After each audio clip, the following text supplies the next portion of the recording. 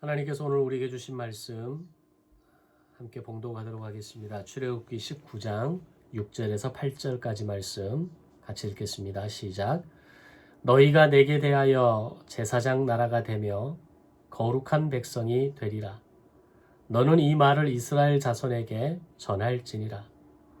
모세가 내려와서 백성의 장로들을 불러 여호와께서 자기에게 명령하신 그 모든 말씀을 그들 앞에 진술하니 백성이 일제히 응답하여 이르되 여호와께서 명령하신 대로 우리가 다 행하리이다. 모세가 백성의 말을 여호와께 전하매. 아멘. 누가복음 22장 19절 20절 말씀 함께 봉독하겠습니다. 시작. 또 떡을 가져 감사 기도하시고 떼어 그들에게 주시며 이르시되 이것은 너희를 위하여 주는 내 몸이라. 너희가 이를 행하여 나를 기념하라 하시고 저녁 먹은 후에 잔도 그와 같이 하여 이르시되 이 잔은 내 피로 세우는 새 언약이니 곧 너희를 위하여 붓는 것이라. 아멘. 좋으신 하나님 감사합니다. 거룩한 주일의 예배로 주님 앞에 나아가게 하시고 이 시간 하나님이 허락하신 은혜에 감사하고 반응함으로 예배하게 하시니 감사합니다. 이 시간 주님의 말씀 앞으로 나아갑니다. 우리에게 들려주실 때 그 말씀 앞에 반응하게 하시고 그 말씀이 우리의 삶의 한 주간의 중심이 되어서 살아내고 살아드리는 영광의 거룩한 시간들이 되게 하여 주옵소서. 함께 예배하는 성도들의 마음을 어루만져 주시고 영육간의 강건함으로 함께 하셔서 지친 몸과 마음이 회복되는 하루 주일의 예배가 되게 하시고 또 마음으로 정신으로 또 영이 곤비한 성도가 있다면 하나님의 성령의 충만함으로 채우셔서 온전히 회복되어지며 맑아지는 시간이 되게 하여 주옵소서. 함께하지 못하는 지체도 기억하여 주시고 그들의 마음이 어디에 있든지 하나님의 나라를 생각하고 꿈이 있는 교회를 사모하고 하나님의 교회를 아름답게 세워갈 수 있는 귀한 믿음의 동반자들이 되게 하여 주옵소서. 감사드리며 예수님의 이름으로 기도드리옵나이다. 아멘. 제가 지금부터 20년 정도가 지나서 저에게 법적으로 허락되어진 목회의 시간을 마무리할 때 누군가 저에게 당신의 목회 기간 가운데 가장 중요한 시간이 언제였습니까? 라고 묻는다면 아마 저는 처음 교회를 개척할 때부터 지금까지 이 10년의 시간이 가장 중요한 시간이었습니다. 라고 대답하게 될 것 같습니다. 왜냐하면 지난 10년의 시간을 통해서 어렵고 힘든 광야의 시간을 지나면서도 가장 중요한 말씀과 경영의 원리를 깨닫는 시간이었고 또한 저의 목회의 방향과 내용에 있어서 직접적인 영향을 받았던 두 분의 큰 스승을 만나는 시간이었기 때문입니다.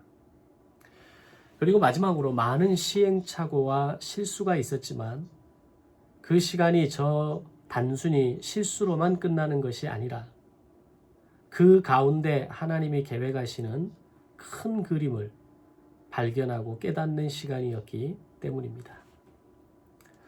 아마 남아있는 새로운 20년을 더 살아가다 보면 이 시간의 간극이 좀 더 좁혀지고 좀 더 구체적인 고백을 하겠지만 지금으로서는 제게 가장 중요한 시간이 바로 지금까지의 10년의 시간이라고 말씀드릴 수 있는 겁니다. 똑같은 이 질문을 여러분에게 드린다면 여러분은 어떻게 답하시겠습니까? 지금까지 살아온 시간 가운데 가장 중요한 시간이 성도님에게는 언제이십니까? 마음속으로 답을 해보시기 바랍니다. 자, 인생을 살아가면서 한 번씩 내가 살아온 시간을 돌아보면서 언제가 내게 가장 중요한 시간이었는지, 그리고 그 시간을 통해 내게는 어떤 일이 있었는지, 그리고 그 시간을 통해 무엇을 얻는 시간이었는지를 돌아보는 것도 인생을 점검하는 아주 중요한 질문이 되리라 생각합니다. 그렇다면 이 질문을 오늘 출애굽기 본문 말씀의 중심에 있는 하나님의 사람 모세에게 이 질문을 한다면 그는 뭐라고 답을 할까요? 당신의 인생 120년 동안 가장 중요한 시간이 언제였습니까? 아마 모세는 주저하지 않고 시내산에서의 1년이 나의 120년의 인생 가운데 가장 중요한 시간이었다라고 답을 할 것입니다. 왜냐하면 모세의 120년 인생에서 40년 미디안 광야도 큰 의미가 있고, 이후 가나안에 들어가기까지 이스라엘 백성과 함께 했던 40년 광야도 의미가 있겠지만, 무엇보다 시내산에서의 1년은 시내산의 이전과 이후의 시간을 가장 완벽하게 이해하고 설명할 수 있는 시간이면서 동시에 가장 보람있고 행복한 시간이었기 때문입니다. 우리가 인생을 살면서 경험하는 많은 사건들에 대해서 왜 나의 삶에 이런 일이 있는가에 대해서 명확히 알고 이해하고 살아가는 사람이 많지 않습니다. 대부분의 이유들이 시간이 지나고 나면 풀리고 이해되는 것이 있긴 하지만, 사실 마지막까지 분명한 이유를 모르고 살아가는 일들이 더 많다는 겁니다.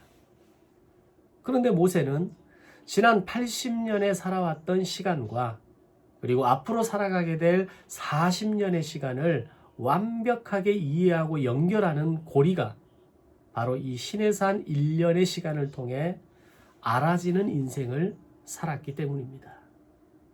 그렇다면 도대체 시내산에서의 1년이 모세와 이스라엘 백성에게 어떤 의미가 있는가 하는 것을 오늘 우리가 살펴보게 될 말씀의 포인트가 됩니다. 한마디로 표현한다면 시내산에서의 1년의 시간은 이스라엘 백성이 제사장 나라로 세워지는 기념비적인 사건이 일어났던 장소였다라고 말할 수 있는 겁니다. 이 시간을 통해서 하나님과 이스라엘 백성들 사이에 반드시 지켜야 할 율법이 주어졌고, 하나님께서 이스라엘 백성들 가운데 거하실 거룩한 처소, 즉 성막에 대한 자세한 내용과 설계도가 주어져서 만들어졌던 시기였고, 또한 5대 제사와 안식일, 안식년, 희년을 비롯해서 이스라엘 백성들이 반드시 지켜야 할 3가지 절기, 유월절, 오순절, 초막절을 말씀해 주신 곳이 바로 이곳 시내산이었다는 겁니다. 이 모든 엄청난 일이 1년이 채 못 되는 시간 가운데 다 이루어졌다는 겁니다. 사실 우리가 1년이라는 시간을 살아보면 굉장히 긴 시간인 것 같아 보이지만, 살아보면 너무 짧은 시간이라는 것을 우리는 체감하게 됩니다. 그런데 하나님께서는 이 1년이라는 시간을 통해서 이 모든 일을 이루시기 위해 오랫동안 계획하시고 참으시고 인내하시면서 기다려 오셨다라는 것을 말씀이라도 하시듯이, 모세와 이스라엘 백성 앞에 쏟아내시듯이 이 모든 것을 내놓으셨다라는 겁니다. 그렇습니다. 진짜 하나님은 오랜 시간 동안 이 모든 것을 계획하셨고 참고 인내하시면서 기다려왔던 것이 맞았습니다. 그것이 언제부터였습니까? 물론 에베소서에서 창세 전부터 이 모든 것을 계획하셨다라고 말씀하시지만, 우리가 인식할 수 있는 시간의 개념에서는 바로 BC 2000년, 아브라함을 갈대아 우르에서 부르시고 약속의 땅 가나안으로 들이셨던 바로 그때부터 이후 500년의 세월을 기다리셨다는 사실입니다. 즉 아브라함 한 사람에게 하셨던 약속, 바다의 모래처럼 하늘의 별처럼 네 자손을 많아지게 할 것이라는 그 약속을 위해서 먼저는 한 사람을 선택하시고 그 한 사람이 한 가정을 이루고 한 가정이 한 가족을 이루고 한 가족이 한 민족을 이룰 때까지 500년을 기다렸다는 겁니다. 왜? 무엇을 위해 500년이라는 시간을 기다리셨을까요? 바로 내 백성 이스라엘 한 민족을 통해서 모든 민족에게 복 주시기 위해 기다리셨다는 겁니다. 아멘. 이것을 한 단어로 표현하면 제사장 나라라고 말합니다. 즉 이스라엘을 제사장 나라로 세우셔서 모든 민족, all nation이 하나님 앞으로 나오게 하시는 일을 이루기 위해 완벽한 계획을 세우시고 그 오랜 시간을 기다려 오신 겁니다. 그 시간 속에는 한 민족으로 만들어져가는 430년의 노예 시간이 담겨 있습니다.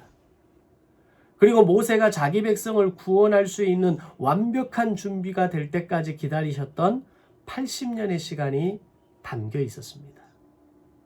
그리고 이 모든 준비가 되어지고 마침내 때가 되었을 때 하나님은 가장 먼저 모세를 부르시고 그를 보내셔서 이스라엘이 출애굽의 경험을 통해 세계가 다 하나님께 속해 있음을 깨닫게 하신 것입니다. 마치 인간의 눈으로 보기에는 세상이 제국의 원리로 힘과 물질의 원리에 의해서 좌우되고 흘러가는 것처럼 보이지만 6개월 동안의 출애굽의 기적과 역사를 통해서 이스라엘이 보고 깨달았던 것은 세계는 문명의 힘이 아니라 하나님의 손과 경영이라는 기적을 통해 흘러간다는 것을 이스라엘 백성들은 확실히 보고 깨달을 수 있었던 것입니다. 이것이 오늘 우리에게도 명확한 증거로 다가오는 것은 그 많은 문명과 제국이 한때의 영광과 화려함으로 존재했을지라도 지금 이 순간 박물관을 가득하게 채우는 유적과 기념, 그 이상의 의미가 없다는 것을 우리는 잘 알 수 있습니다. 물론 유물을 연구하고 유적을 탐사하고 그 역사의 기록을 자세하게 파헤치는 사람들에게는 너무 중요한 자료일 수 있겠지만 그것이 우리의 현재와 미래를 결정하는 결정적인 역할은 할 수 없다라는 겁니다. 그런데 하나님의 기적을 통해서 이스라엘에게 제국의 한계를 분명하게 깨닫게 하시고 내가 세우려는 나라는 너희가 경험한 제국의 수준과는 전혀 다르다라는 것을 알게 하시면서 마침내 출애굽한 지 3개월 만에 시내산에 도착하게 하시면서 당신의 마음속에 오래전부터 품으셨던 계획을 터뜨려 놓으신 겁니다.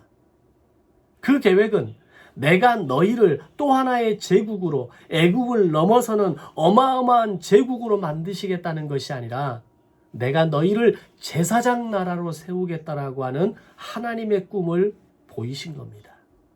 그리고 그 제사장 나라를 통해서 모든 민족이 하나님의 용서를 경험하게 하고 민족과 민족 사이에 평화가 이루어지게 할 것이며 이웃과 나눔이 가능한 역할을 하는 바로 그런 제사장 나라가 되게 하시겠다는 것이었습니다. 바로 이것을 위해서 하나님께서는 BC 2000년 한 사람 아브라함을 선택하시고 그의 몸에서 난 그의 후손들을 통해서 한 민족이 이루어질 때까지 자그마치 500년의 세월을 기다리셨다는 겁니다. 여러분 500년이라는 시간이 느낌으로 다가오십니까? 지금으로부터 500년 전이면 과거 조선 땅에 임진왜란이 일어났던 시기입니다. 그 정도의 그 먼 시간의 거리에서부터 지금까지 하나님은 이 한 가지 약속을 이루시기 위해서 이 한 가지 목적을 이루시기 위해서 500년을 기다리시고 참고 인내하셨던 겁니다. 그리고 드디어 BC 1500년 시내산에서 하나님의 꿈이었던 제사장 나라가 세워지게 됩니다. 그 엄청난 계획의 중심에 모세와 이스라엘 백성들이 서 있는 겁니다. 그리고 500년 전에는 그들의 조상인 아브라함 한 사람과 언약을 맺었다면 500년 후 바로 지금 BC 1500년 시내산에서는 아브라함의 후손들인 이스라엘 백성 전체를 모아놓고 하나님께서 공식적으로 언약을 맺으시고 있는 장면입니다. 그 본문이 오늘 출애굽기 19장 8절의 말씀입니다. 백성이 일제히 응답하여 이르되 여호와께서 명령하신 대로 우리가 다 행하리이다. 하나님께서 자기 백성 이스라엘을 향해 이렇게 묻습니다. 너희는 나의 거룩한 백성, 하나님의 거룩한 제사장 나라가 되어져서 나의 일에, 하나님의 일에 앞장서 줄 수 있겠느냐라고 물었을 때 이스라엘 백성의 대답은 우리가 다 준행하겠습니다. 우리가 다 행하겠습니다. 라는 결단과 고백이었습니다. 사실 지금 이들이 하고 있는 이 대답이 어느 정도의 무게를 가진 말인지, 이 말이 나에게 구체적으로 어떤 삶을 요구하는 것인지 사실 정확하게 이해하고 대답했다라고 볼 수는 없습니다. 이후에 출애굽 1세대의 광야의 시간을 들여다보면 그들이 제대로 이해하고 했던 답변이 아니라는 것을 금방 알 수 있습니다. 이 시내산에서 떠나서 가데스 바네아에 도착했을 때 가장 먼저 그 증상이 나타나지 않습니까? 12명의 정탐꾼을 보내고 10명의 정탐꾼이 부정적인 보고를 했을 때 모든 백성들이 그 10명의 부정적인 정탐의 보고에 동화되어 버립니다. 그리고 그들의 입에서 나온 말은 리턴 애굽하자, 애굽으로 돌아가자 라고 하는 것이었습니다. 그런데 그럼에도 불구하고 여기서 중요한 것은 하나님의 부탁과 약속의 말씀 앞에 그들은 복종의 태도로 답을 했다라는 겁니다. 그리고 그 대답 가운데 하나님과 이스라엘 백성 사이의 언약은 맺어지게 되었습니다. 이것은 우리의 신앙의 삶을 살아가는 원리에 있어서 아주 중요한 원리입니다. 오늘 우리가 하나님의 말씀에 반응하는 자세가 바로 이런 태도와 자세가 필요하다라는 겁니다. 하나님이 내게 말씀하시는 것이라면 때로는 이해가 되지 않고 상식과 수준으로 받아들이기 어렵지만 묻지도 않고 따지지도 않고 무조건 순종하겠습니다라는 자세가 오늘 우리에게 필요하다라는 겁니다. 그래서 제가 항상 성경 공부를 할 때 드리는 말씀이 정답을 이야기하십시오 라는 말을 많이 합니다. 그렇게 살 수 있냐 없냐? 내가 이런 답변을 할 만한 주제가 되냐 못 되냐? 내가 실제로 그런 삶을 살고 있었느냐, 이런 고민하는 순간 중요한 걸 놓칠 수 있기 때문입니다. 일단 정답은 말하고 보는 겁니다.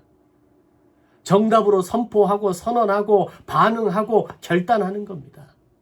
이스라엘 백성들은 그렇게 고백하고 결단했습니다. 그 결과 비록 본인들은 광야를 이겨내고 가나안에 들어가는 것은 실패하지만 그들의 자녀들은 100% 가나안 땅으로 들어가는 놀라운 결과가 있었습니다. 이유가 뭐겠습니까? 비록 부모 세대는 실패했지만 부모는 끊임없이 자녀들에게 가르쳤던 겁니다. 그래도 지켜야 한다. 이것이 제사장 나라다. 이것이 오늘 하나님과 우리 사이에 맺어진 언약이다라는 것을 자신들은 실수하고 실패하지만 그들은 그걸 살아내려고 노력했고 그 노력의 뒷모습을 자녀들은 보고 자람으로 말미암아 마침내 가나안 땅에 들어갈 수 있었다라는 겁니다. 자, 그렇게 해서 오늘 하나님은 부족하지만 이런 이스라엘의 입술의 고백과 결단 다 행하겠습니다라는 이 약속의 기반으로 드디어 시내산 언약이 체결되어지게 됩니다. 그리고 이스라엘이 어떤 삶을 살아야 하는지 출애굽기 19장부터 40장까지의 말씀을 통해서 율법과 성막과 제사에 대해서 자세히 말씀해 주십니다. 그리고 이걸 다시 따로 구별해서 레위기라는 책을 기록하게 하십니다. 영원한 규례로 대대로 가르쳐 지키게 하시고 민수기 1장에서 10장의 말씀을 통해서 이 모든 규례와 원칙과 설계도대로 제대로 준비되었는지를 점검하게 하시고 모든 준비가 마쳐졌을 때 마침내 가나안을 향해 출발하게 하실 것입니다. 자, 이렇게 보면 하나님이 얼마나 치밀하셨는지, 얼마나 완벽한 계획을 준비하시고 이 계획을 완성하고 싶으셨는지에 대한 하나님의 마음이 이 일련의 시내산에서 느껴지지 않으십니까? 500년을 참아왔던 그 500년을 준비했던 하나님의 계획이 1년 안에 다 쏟아내심으로 제사장 나라라고 하는 구약의 큰 그림을 완성해 내신 겁니다. 그리고 이렇게 세워진 시내산 언약이 이후 1500년의 시간을 통해서 흘러가는 이야기가 구약 성경에 자세히 기록되어집니다. 그 시간 속에서 하나님은 당신이 세우신 제사장 나라가 제대로 가고 있는지, 그 제사장 나라를 이스라엘 백성들이 제대로 살아내고 있는지를 지켜보셨던 겁니다. 만약 제사장 나라의 언약을 이스라엘이 지키지 않거나 그 길에서 벗어나거나 잊어버릴 때마다 어김없이 하나님은 이스라엘의 주변 국가들과 제국들을 통해서 그들을 징계하시고 사사와 선지자들을 보내셔서 이스라엘을 돌이키게 하시고 회복할 것을 말씀하십니다. 이걸 1500년 동안 지속하시게 됩니다. 그러나 끝내 이 제사장 나라의 거룩한 백성으로 살아내지 못하고 제사장 나라의 중요한 원칙을 지키지 않았던 북이스라엘은 BC 722년 아수르의 제국에 의해서 완전히 멸망하고 맙니다. 이유는 딱 하나였습니다. 제사장 나라, 시내산에서의 맺었던 그 500년 만에 완성됐던 언약을 끝까지 지켜내지 않았기 때문입니다. 이 모든 과정을 누가 지금 지켜봅니까? 남유다가 지켜봅니다. 그리고 그 남유다에게는 하나님께서 150년의 시간을 더 주시게 됩니다. 그나마 남유다에는 이 제사장 나라의 언약을 지키려 노력했던 왕들이 몇 명은 있었습니다. 그 몇 명의 왕들로 인해서 하나님은 좀 더 기회를 주시고 오래 참으시고 기다려 주시지만 이런 북이스라엘의 멸망을 지켜보았으면서도 그리고 수많은 선지자들의 외침을 들었음에도 불구하고 남유다 역시 다윗의 길이 아닌 여로보암의 길을 통해서 우상 숭배하고 끝내 제사장 나라를 지켜내지 못함으로 말미암아 예레미야를 통해 심판의 메시지를 듣고야 말았습니다. 결국 남유다도 바벨론 제국에 의해서 BC 586년 멸망하고 맙니다. 그러나 다행스러운 것은 북왕국 이스라엘을 무너뜨렸던 아수르와는 달리 바벨론은 이스라엘의 0.1%의 영재를 비롯해서 수많은 기술자들과 백성들을 바벨론으로 끌고 가서 바벨론 제국을 위한 인재와 노예로서의 삶을 살아가게 하는데 이 시간이 70년이었습니다. 이때가 이스라엘이 애굽에서 노예에서 벗어나 시내산에서 거룩한 제사장 나라로 세워지고 하나님과 이스라엘과의 언약으로 맺어진 지 900년 만에 일어난 일입니다. 하나님과의 약속이 1000년을 유지하지 못하고 넘어서지 못하고 북이스라엘도 남유다도 모두 다 멸망하고 말았던 겁니다.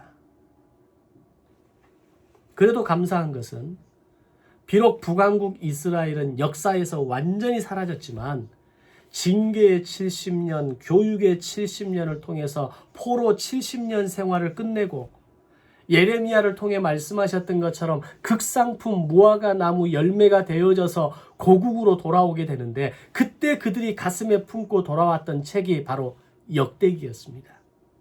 역대 상하의 말씀을 가슴에 품고 돌아온 겁니다. 그 책에 뭐가 기록됐겠습니까? 이스라엘을 제사장 나라로 세우셔서 모든 민족을 위한 한 민족으로 세우기를 원하셨던 하나님의 약속을 다시 깨달아 기록하기 시작합니다. 그리고 포로 70년의 시간을 뼈저리게 경험하면서 이제는 언약 백성으로서의 삶을 살아가겠노라고, 제사장 나라를 제대로 살아냈던 다윗의 길을 회복하겠노라고 결단하는 내용이 역대상하에 기록되어 있는 겁니다. 그들은 고국으로 돌아와서 무너진 성전을 회복하고 재건하기 시작합니다. 그리고 에스라를 중심으로 말씀 부흥 운동이 일어나면서 다시는 언약을 잃어버리지 않겠노라고 결단합니다. 다시는 제사장 나라의 원칙을 버리지 않겠노라고 약속합니다. 왜 그렇습니까? 바벨론 포로 70년이라고 하는 값비싼 레슨을 치르고 얻은 결과이기 때문입니다. 우리가 엄청난 대가를 지불하고 얻은 지식, 엄청난 대가를 지불하고 깨달은 어떤 교훈들은 평생을 가도 잊지 않는 거 아닙니까?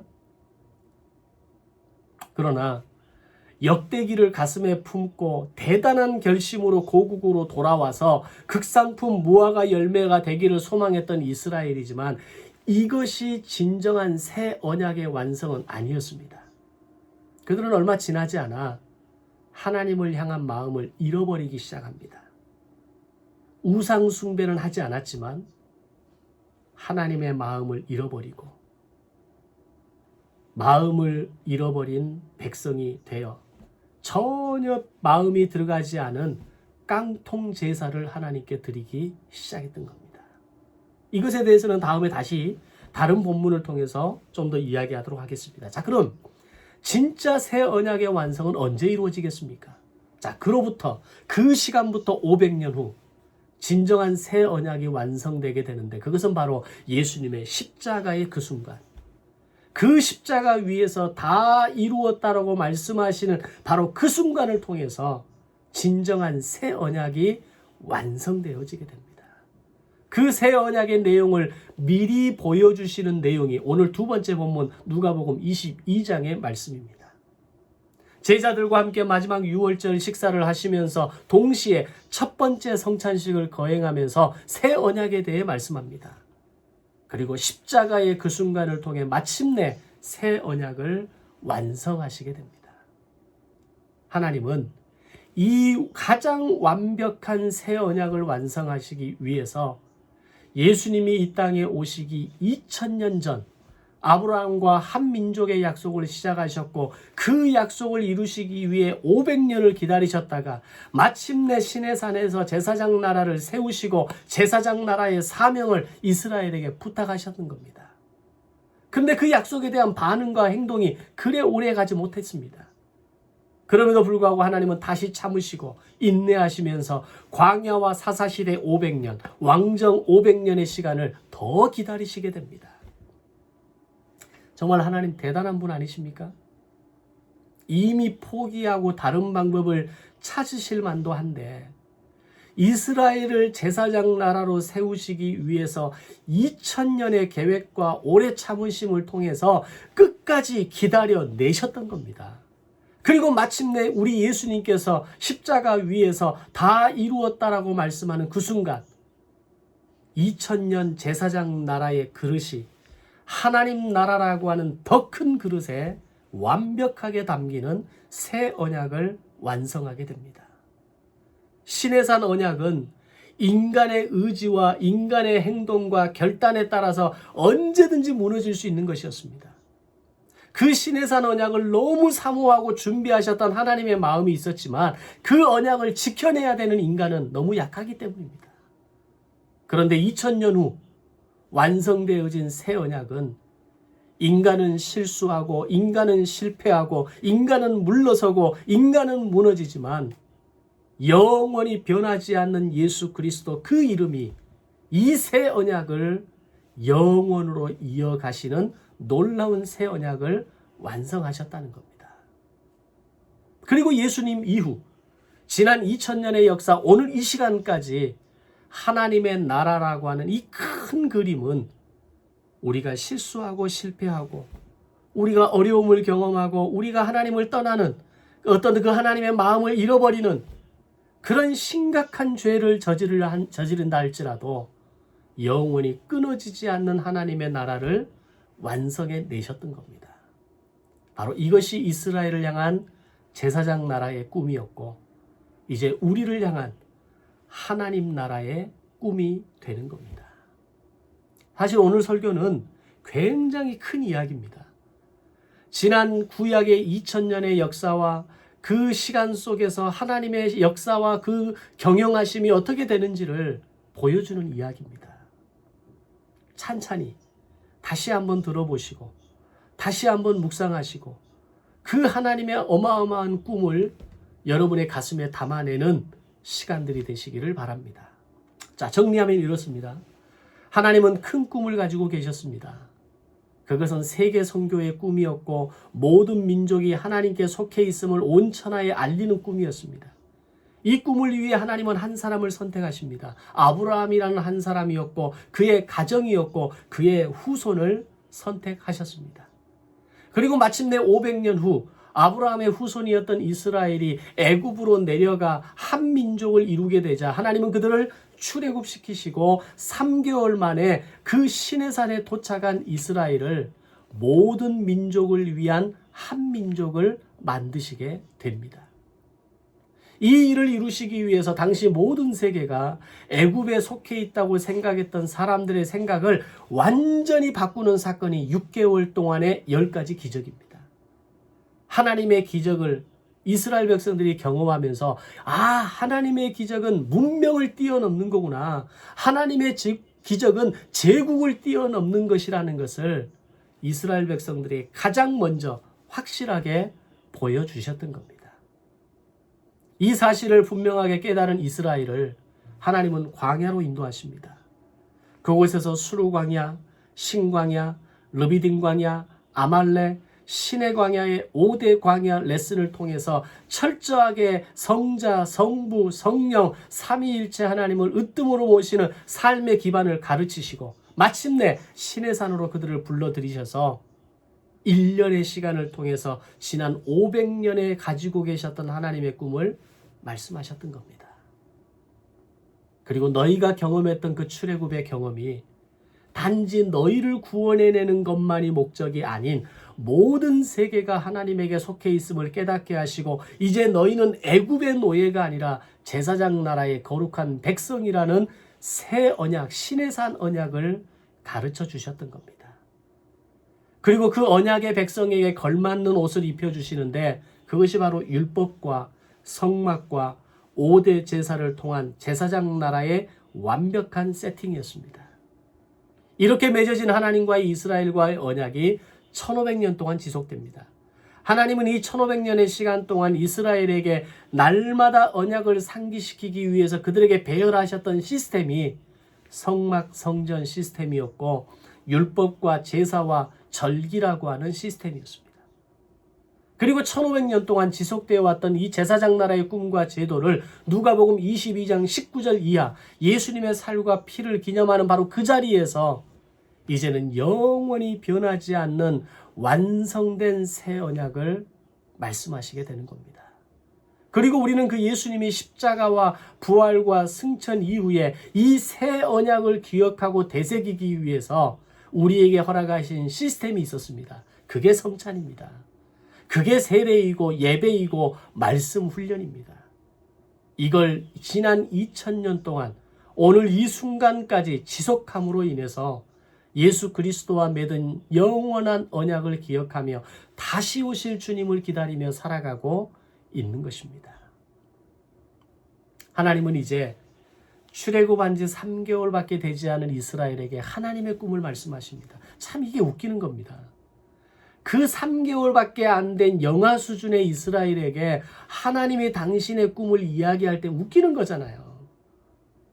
근데 우리가 그런 적이 있지 않습니까? 어린 자녀, 막 갓난아기로 있는 아이, 옹알옹알하고 있는 그 아이를 바라보면서 엄마가 아빠가 어떤 그 기대와 또 어떤 그 사랑과 그 어떤 앞으로의 계획과 마음을 이야기해 줘본 기억 없으십니까? 그걸 그 아이가 알아먹을 거라고 생각하고 말하지는 않았죠. 근데 그게 부모의 마음이거든요. 바로 그게 하나님 아버지의 마음이었습니다. 뭔 말인지 알아먹지는 못하지만 내가 너를 위해 이런 계획을 가지고 있어. 너 나와 함께 해줄 수 있겠니? 그랬을 때 이스라엘은 예 라고 대답한 겁니다. 500년 동안 참고 기다리셨던 하나님의 그 부푼 꿈이 어린 그 아이의 입술을 통해서 나오는 고백과 같은 예스라고 하는 그 고백 가운데 하나님의 마음이 기쁘셨던 겁니다. 이제 하나님은 우리를 향해 그 꿈을 말씀하십니다. 어쩌면 이스라엘 백성들처럼 우리의 수준도 이제 겨우 출애굽한 지 3개월밖에 되지 않는 하나님의 꿈을 알고 이해하기에는 너무나도 부족한 사람들일 수 있습니다. 그러나 이스라엘 백성들처럼 그것이 무엇을 의미하는 것인지 잘은 모르지만 우리도 그 말씀대로 행하겠습니다. 라고 정답을 말할 수 있는 태도와 자세를 가질 수만 있다면 하나님은 우리를 거룩한 하나님 나라의 백성으로 세우셔서 모든 민족이 주께로 돌아오게 하시는데 사용하시겠다는 하나님의 꿈이 오늘 저와 여러분을 통해 이루어지게 될 것입니다. 제사장 나라의 큰 그림은 모든 민족이 하나님께 속해 있음을 알리는 것이 사인이었다면 하나님의 나라의 꿈은 모든 민족이 하나님께로 돌아오게 하는데 그 목적이 있는 겁니다. 사랑하는 성도 여러분, 비록 우리가 작은 공동체이고 어쩌면 저희 분량도 작고 그릇도 작은 것 같아 보이지만, 그리고 이런 이야기를 사실 우리가 하기엔 너무 큰 이야기지만, 그러나 하나님이 보시기에는 오늘 우리에게 이 하나님의 꿈을 들려주실 때, 그리고 우리가 그 들려주시는 하나님의 꿈에 대해서 반응하기 시작할 때 하나님은 우리를 거룩한 백성으로 삼으시고 반드시 사용하실 것입니다. 이 일을 위해 준비되어지고 훈련되고 세워져서 하나님 나라의 거룩한 왕 같은 제사장으로 쓰임받는 인생이 되시기를 바랍니다. 예전에 제가 이런 말씀을 드린 적이 있습니다. 저는 목사가 되기 전에 먼저 목사가 된 사람입니다. 무슨 말입니까? 목사의 자질과 인격과 능력을 제대로 갖추기 전에 그냥 먼저 목사가 된 겁니다. 그런데 그것이 하나님의 은혜라는 걸 알았습니다. 부족한 사람이지만 목사라는 이름을 먼저 갖게 하시고 지난 시간 동안 저를 다듬어 가시면서 하나님의 꿈을 이해할 수 있는 그릇으로 만들어가고 계셨던 겁니다. 우리는 성도라는 이 거룩한 이름에 합당한 능력과 경건을 갖추기 전에 먼저 성도라는 영광스러운 이름이 붙여진 사람입니다. 하나님이 우리를 그렇게 불러주신 겁니다. 그게 은혜입니다. 그렇다면 이제 그 성도라는 이름에 걸맞는 모습과 신앙의 결단과 신앙의 성숙을 이루어가는 시간이 오늘 우리에게 있어야 하지 않겠습니까? 바로 그 사람이 제사장 나라를 품을 수 있는 사람이고 하나님 나라의 꿈을 가슴에 안을 수 있는 한 사람이 되는 것입니다. 오늘 우리를 향한 하나님의 꿈을 알고 제사장 나라 하나님 나라를 이루는 멋진 삶이 되시기를 주님의 이름으로 축원합니다. 아멘. 기도하겠습니다. 하나님 감사합니다. 2000년의 그 어마어마한 시간 속에서 오늘 우리를 향한 하나님의 그 놀라운 섭리와 하나님의 그 경영하심을 큰 그림으로 보게 해주셔서 감사합니다.